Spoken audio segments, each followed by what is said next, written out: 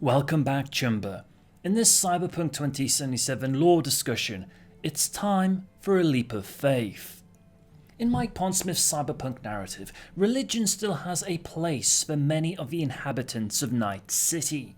Almost all the major religions in the world we are familiar with continue to exert influence, albeit they were only mentioned briefly in the narrative, perhaps to ignore any controversy and in-depth critique might generate. Several new religions, such as the Coalition Against the Satanic Fellowship of the Gods, arose, which were unique to the cyberpunk setting.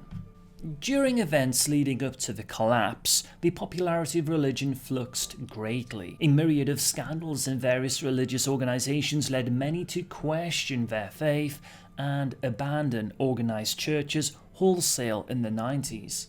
But as the years of martial law and ecological disaster literally ripped through communities, religion on the parish scale once again became popular. While bishops and cardinals sat on high, local priests mostly ignored their rulings and helped their own communities in any way they could, even feeding and sheltering them if possible. People regained their faith, albeit there was no data on the growth of specific types of religion. Slowly, this grassroots movement gained popularity and, in time, modernized the religious structure of America. Regarding the major religions, which I suspect most of you may already be familiar with, the Roman Catholic Church experienced a strong surge of popularity. Their stance on birth control, married priesthood, combined with a revived image as a haven, meant that the Roman Catholic Church had a significantly larger following than any other time in its history. More and more, Catholic churches have become a sign of stability in a hectic world. The church is still a world power,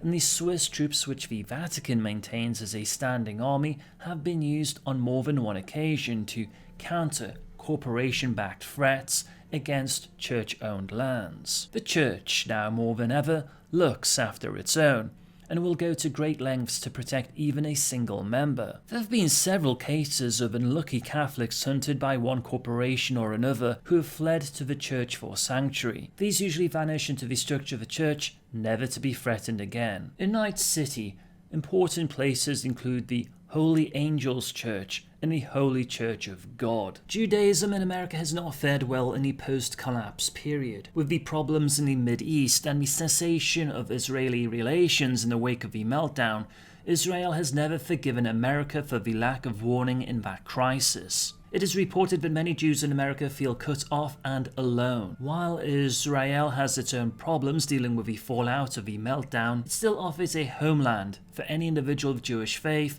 who can make the trip. While there aren't many synagogues still in existence, and no major ones in Night City, the ones that are left have a fierce and loyal following. Islam has experienced something of a renaissance, the likes of which have not been seen since before the Crusades. In America, this has been due to the purging of anti-ethnic terminology and doctrine. There is a mosque in almost every American city, although none that I recall in the Night City of 2020. During the collapse of America, when many died of a lack of sustenance, the dietary laws of Islam saved a significant number of Muslims from the septic conditions prevalent at the time. Islam is especially prevalent among the urban poor. Buddhism has grown significantly in America. The change in form and doctrine are the slightest of any of the major religions. As people emigrated from India, wholesale the sect of Jainism has also grown as well. Many other religions are also present in America. Among Christian churches, 3 sects stand out. Since Mormons are, as a tenet of their faith, required to keep a year's supply of food for their family, this allowed a greater proportion of Mormons to survive the collapse. Although the Mormons have been accused of being both fascist and racist by some critics, they are, and will probably remain, one of the most powerful blocs in the West. The Scientologists have also fared better than most, probably due to their skill in using the media and an immense amount of stored wealth. During the collapse, large numbers of believers were lost in both Florida and California, but the sect has been rebuilt through skillful advertising. As for new religions, the first are the beatified circle of the Celts, a small sect living in isolated communities far from any city, mainly composed of people who ran away from the fear and aggression of modern life. The circle tries to guide its flock back to the old Celtic ways of communion with with nature. Led by a group of elders called Druids, they are a peace-loving group who just wants to be left alone. They can usually be found either working on their farms or in forests, carrying out tree worship, and given the scarcity of wood, it is believed that it's only a matter of time before a corporation attempts to eliminate them. The Immortal Pyramid is a strange group. The members of the pyramid believe human beings to be nothing more than particularly intelligent animals. Therefore, humans don't have souls, and thus do not survive death. This religion draws heavily upon the beliefs and ideas of the ancient Egyptian pantheon, incorporating aspects of Rosicrucian and Masonic ritual, with some significance attached to the various Greek titles for academic excellence, Phi Beta Kappa, etc. Although the ancient Egyptians considered life after death a fact, the cult has disregarded this and proclaimed the gods were a mix of animal and man, proving beyond a doubt that man is an animal and nothing more. This has led to an obsession with avoiding death. Cult members are very cautious, always wearing various forms of protective equipment and fleeing from any mildly dangerous situation. They are currently trying to find enough money to build an enormous data center shaped like a pyramid. If they succeeded, they will try to download their minds into the memory banks and wait in safety until someone finds a way to make them truly immortal. The worshippers of the night are closer to a vigilante group, garbed in all white armored clothing. They roam the streets at night to protect the night's holiness against the evil that surrounds us. Considering the night a time of rest and of spiritual purification which should be available to everyone, the worshippers have decided to make the ultimate sacrifice and sleep in the day, thus supposedly keeping the night safe for the rest of us.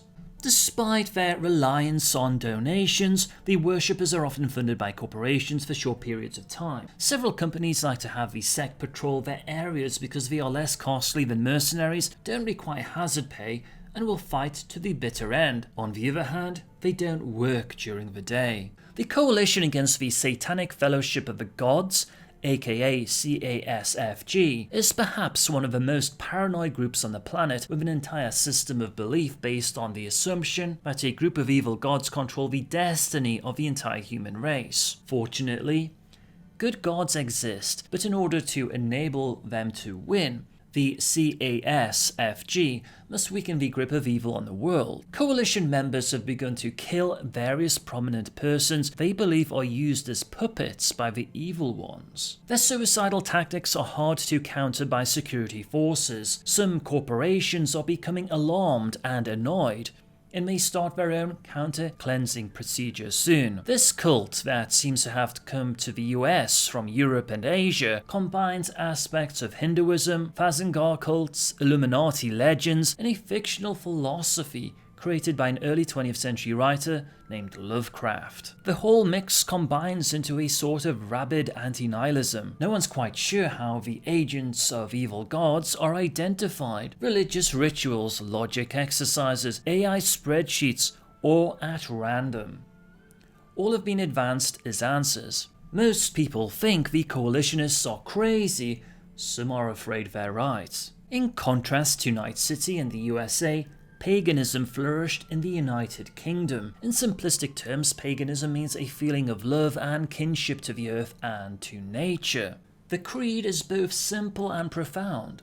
If no harm is done, do as you will. Pagans believe in polarity of the divine, worshipping both a god and a goddess. The god is regarded as the consort of the goddess. He represents action and intellect, while the goddess is viewed in a triple aspect of child, mother, and crone, governing dreams, introspection, fertility, and death. The name of goddess varies from tribe to tribe. If you hear mentioned Danu, Isis, Ceridwen, Brigantia, Sophia, Phoebe, or Hecate, to name a few, they refer to the same. Other notable faiths include Santeria and Voodoo among the Nomad Blood Nation. Voodoo is a misinterpretation, and the correct term should be Vodou. These are polytheistic faiths that were integrated with Christianity, when it was brought to the New World, Mother Goddess figures became the Virgin Mary, and why pray to a god who handles all sins when you can ask a kind saint for some intervention? No discussion on religion could be complete without mentioning atheists. While there are many in Night City who subscribe to this belief, there was almost no reference made to atheists within the Cyberpunk 2020 lore. It will be interesting to see if religion continues to grow with the events following the Fourth Corporate War, as individuals often turn to faith during times of great trouble, as evidenced during the collapse. As for Cyberpunk 2077, I suspect CD Projekt Red may avoid all references to traditional religions in favour of those which are unique to the Cyberpunk universe to reduce the possibility of controversy.